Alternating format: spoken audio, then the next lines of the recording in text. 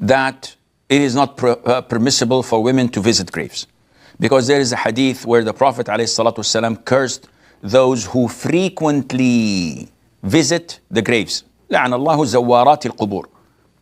And in another narration, those who visit the graves of women, not frequently, but just visiting. And there are a number of evidences governing this, but as I said, this is the most authentic opinion, backed by Sheikh bin Baz, bin Uthaymeen, and the great scholars of Islam who adopt and follow this opinion. Now, the second question is visiting the grave of the Prophet ﷺ, does it fall under the same category? Again, it's an issue of dispute, and the most authentic opinion is that it does. Women should not visit the grave of the Prophet ﷺ.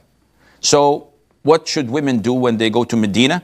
Simply when they enter the masjid, they greet and salute the Prophet ﷺ by saying, Allahumma salli wa sallim ala nabiyyina Muhammad.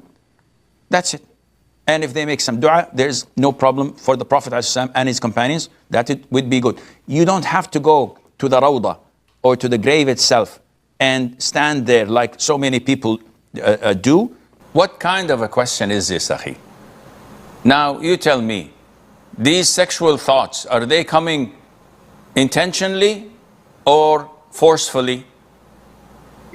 Unintentionally. If it's unintentional, then you cannot do anything. What are you going to do?